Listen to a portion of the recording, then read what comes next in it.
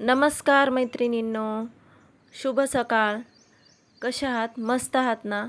तर मजेतच राहा.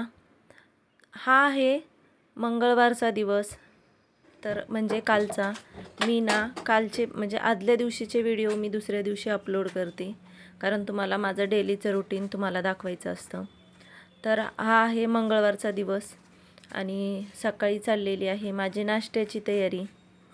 रोज नाश्ता बनवावा लागतो, कधीतरी स्किप करते, पण विहान जेव्हा स्कूलला जातो तेव्हा डायरेक्टच मी जेवणच बनवायला घेते, कारण नाश्ता आणि जेवण बनवण्यापुरता वेळ सकाळी राहत नाही.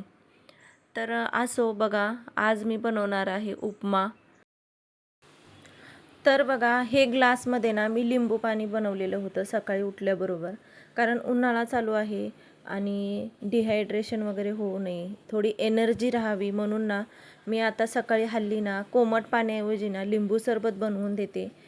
मुलांनाही देते आणि मिस्टरांनाही देते. तर सध्या लिंबू तर खूपच महाग झालेले आहेत, तर रोज काही नाही, पण जेव्हा माझ्याकडे लिंबू असेल ना तेव्हा मात्र मी नक्की आवर्जून बनवते आणि लिंबू पाणी देते. आणि लगेच इकडं ना मी नाश्ता बनवायला घेते आहे. तर मी ना रवा आधीच भाजून ठेवते, कारण काय होतं माझ्या इकडं बऱ्याच वेळेला असं झालं आहे की मी रवा घेऊन आले आणि रव्याला ना पॅकेटमध्ये ठेवल्या नंतरही त्याच्यामध्ये आळ्या झालेल्या आहेत आणि जाळ्या पण पकडलेल्या होत्या. त्यामुळं ना मी आता सध्या ना रवा आहे ना आणल्याबरोबरच मी ना भाजून ठेवते. तर इकडे बघा, मी कढई ठेवलेली तापायला, त्याच्यामध्ये तेल, जिरं, मोहरी आणि कांदा डायरेक्ट तळायला घेतला आणि त्यातच ना मी टोमॅटो टाकला. कोणी टोमॅटो वापरत नाही, पण आमच्या घरामध्ये मात्र सगळ्यांना टोमॅटो खूप आवडतो उपम्यामध्ये. तर इकडं उपमा तयार झालेला आहे आणि मिस्टरांना ना तूप आवडत नाही आहे, तर त्यांना मी काही तूप देणार नाही, पण हे ना मुलांना देते. मुलांना म्हणजे विहान, सध्याचं विहानलाच पाहिजे आहे नाश्ता. स्वीटू तर अजून उठलीच नव्हती, झोपलेलीच होती ती.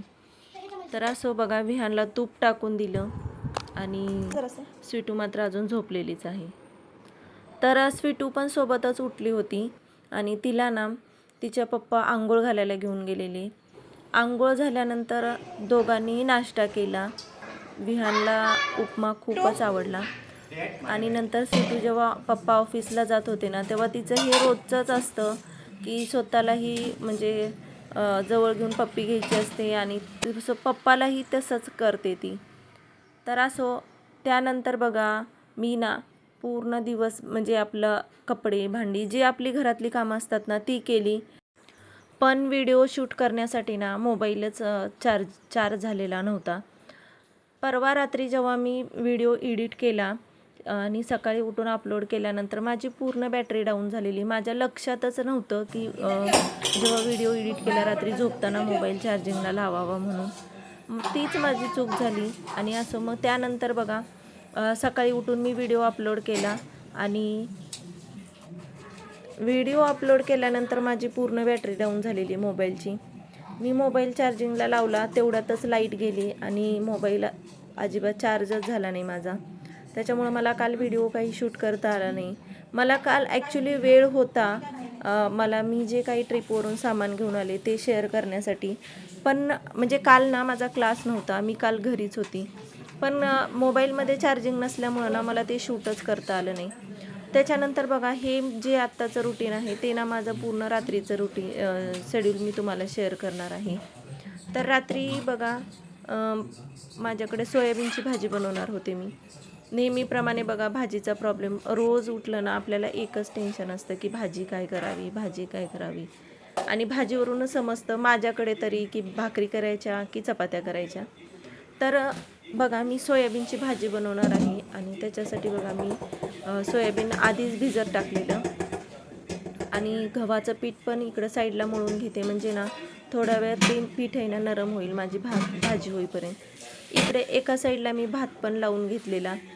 भाताचं प्रेशर जायला थोडा टाईम लागतो आणि ही जी आहे ती डाळ ना माझी सकाळचीच होती.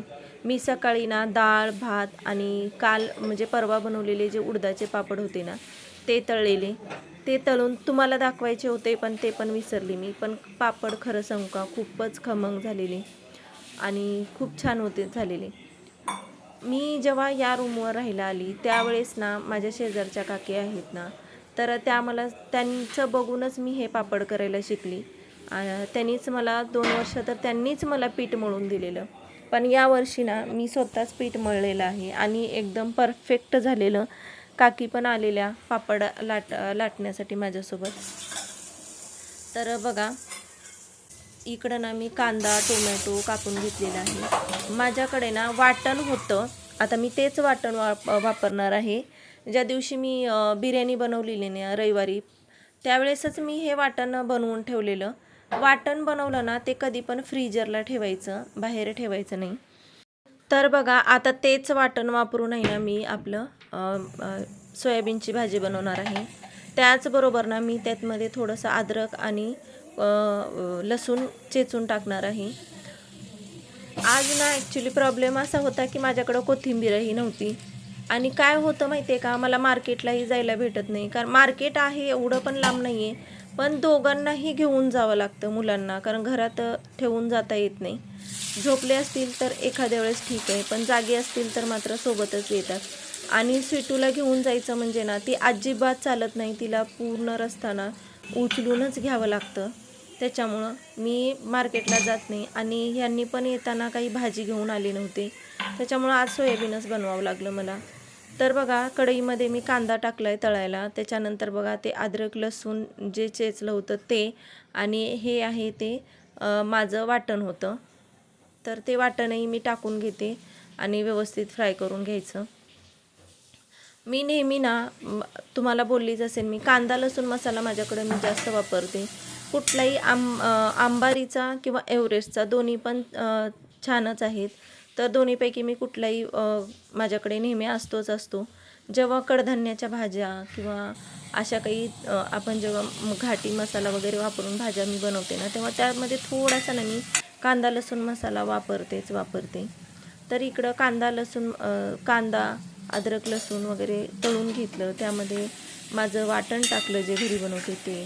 परत आता बघा टोमॅटो टाकला आणि माझा जो घाटी मसाला होता ना, मी तोही थोडासा टाकलेला आहे.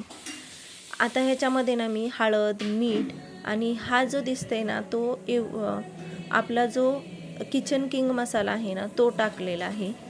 आणि बघा त्यानंतर बघा हे सोयाबीन टाकलेलं आहे. तर सोयाबीन ना मी नेहमी कधी कट करूनच टाकते, म्हणजे काय होतं की आतपर्यंत ना हे जो आपलं मसाला आहे बनवलेला ग्रेव्ही ना ती जाते आणि पूर्ण सोयाबीनमध्ये ना ग्रेव्हीचा जो मसाला आतपर्यंत जातो, त्याच्यामुळे त्याची चांगली चव येते. आणि ह्याच्यामध्ये ना मी आता थोडंसं पाणी टाकणार आहे. पाणी जास्त नाही टाकायचं, फक्त 2 ते 3 चमचे किंवा 1 पळी पाणी टाकायचं. आणि ह्याच्यात ना थोडंसं दही टाका. हे जे दही आहे ना मी घरी लावलेलं आहे, बघा दही किती छान लागले. आता दही म्हणजे ना मीही असंच मोबाईलवर बघितलेलं एका रीलमध्ये की दही टाकलेलं, तर मी एकदा ट्राय केलं आणि खरंच खूप छान टेस्ट येते बरं का. दही टाकल्यानंतर सोयाबीनच्या भाजीला दही टाकल्यानंतर खूप छान चव येते. आणि बघा मी 2 चमचे ते 3 चमचे मी पाणी टाकलेलं आहे भाजीमध्ये. आता भाजी शिजेपर्यंत ना इकडं ना मी चपात्या करून घेते. तर चपात्याचं पीठ मी तर आधीच मळून ठेवलेलं, तुम्ही तर पाहिलंच असेल. आता त्याचे ना आधीच असे उंडे बनवून घेतले ना, तर मग ते चपातीला लाटायला ना वेळ जास्त लागत नाही. आता कोणाची स्पीड जर चांगली असेल चपात्या बनवण्याची तर ते डायरेक्टच करतात. माझ्या आईची स्पीड खूप छान आहे, तर ती बनवतच अशी लगेच उंडे बनवून घेते. तर माझी तेवढी पण स्पीड नाही आहे. तर इकडं भाजी ठेवली आणि एका गॅसवरनं मी चपात्या लाटायला घेते. तर बघा चपात्या ना मी अशा फोल्ड करून 4 फोल्ड करूनच मी चपात्या लाटते नेहमीच. तर बघा स्वीटूचा तुम्हाला आवाज येतच असेल मध्ये. तर झालेलं काय, मिक्सरचं भांडं ना माझ्या शेजारणीने घेऊन गेलेली, तिला थोडंसं काम होतं.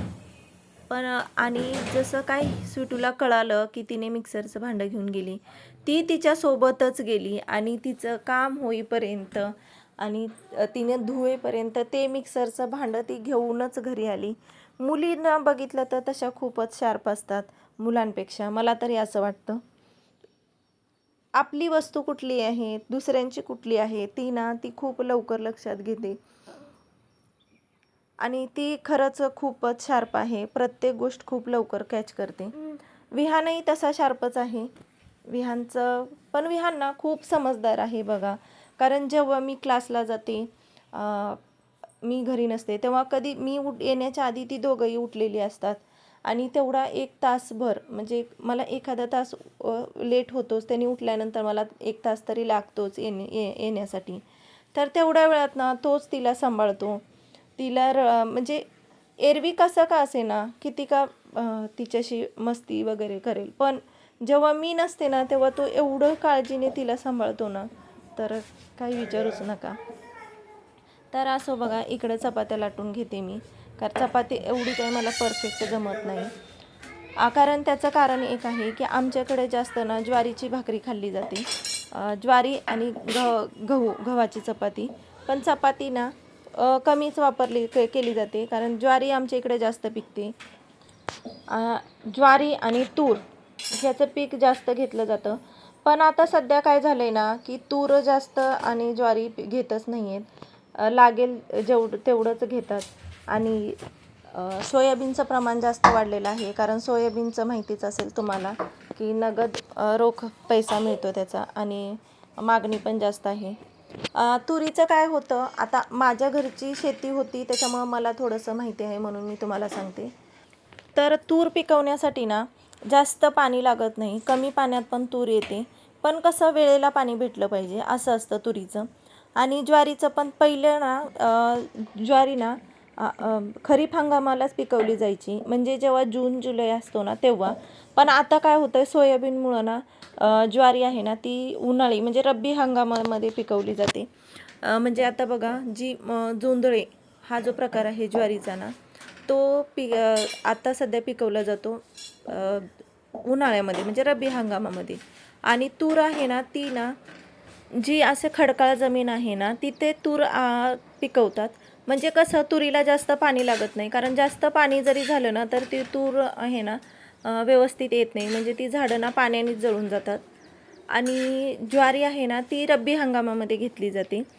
म्हणजे उन्हाळ्यामध्ये जेव्हा सोयाबीन वगैरे काढलं जातं ना, त्यानंतर बघा जी पेरणी करतात ती मग जुंधळे असतात ना आपले, त्याची म्हणजे ज्वारीची. जुंधळे ना हा ज्वारीचाच एक प्रकार आहे.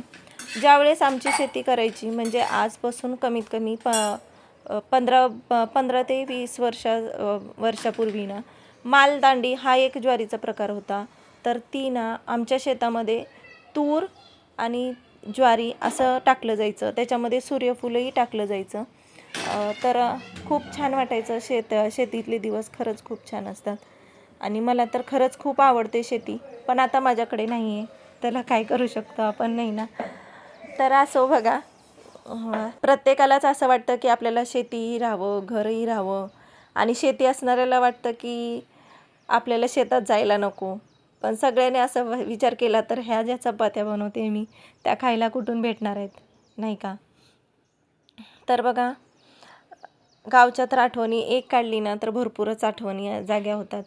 आम्ही शेतीत जायचो ना शेताकडे, तर पावसाळ्यात ना शेतीमध्ये आमच्या तिथं ना एक नदी होती. तर तिथे ना त्याच्यामध्ये खेकडे वगैरे असायचे, मासे असायचे, छोटे छोटे असायचे.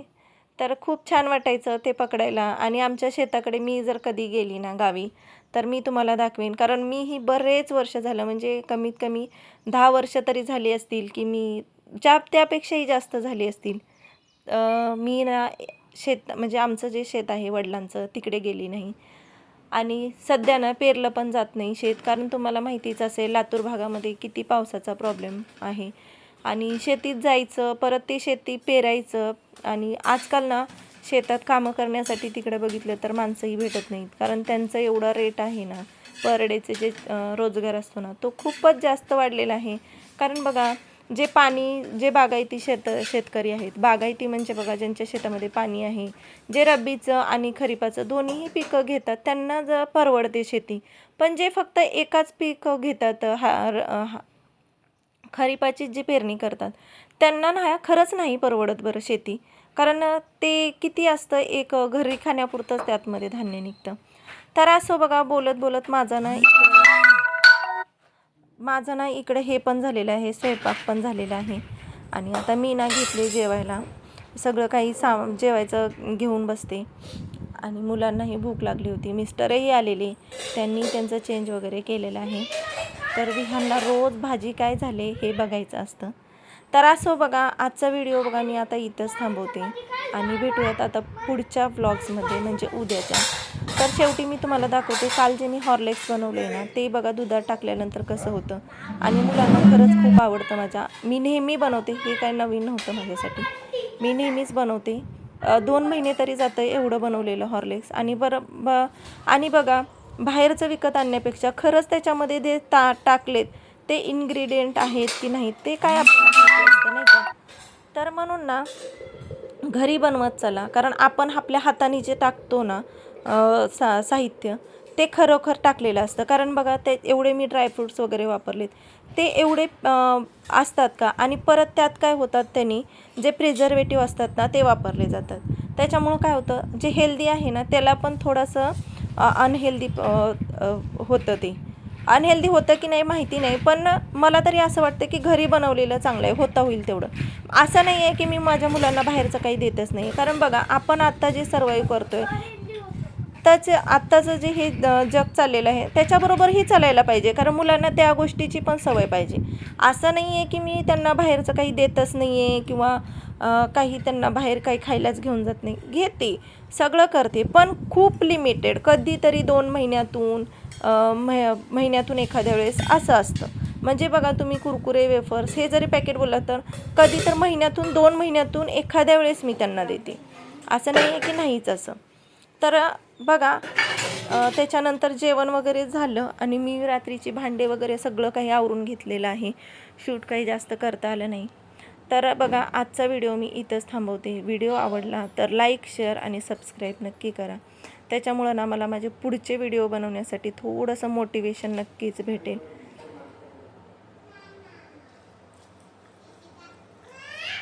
तर बघा, हे काल बनवलेलं जे मी घरी बनवलेलं हॉर्लिक्स आहे ना, तर हे बघा ते कसं दिसतंय आणि कसं झालेलं आहे बघा. आता रात्री झोपताना मी मुलांना जेव्हा दूध देते ना, तेव्हा त्यामध्ये ना हे हॉर्लिक्स टाकून देते मी. तुम्हाला एवढं व्यवस्थित दिसत नसेल, पण व्यवस्थित मध्ये ना कुठेही खाली जमा राहत नाही बुडाला किंवा काही नाही आहे, व्यवस्थित तयार होतं. तुम्हीही बनवून बघा आणि व्हिडिओ आवडला तर लाईक, शेअर, सबस्क्राईब नक्की करा. आता भेटूयात उद्याच्या ब्लॉग्समध्ये. तोपर्यंत बाय बाय.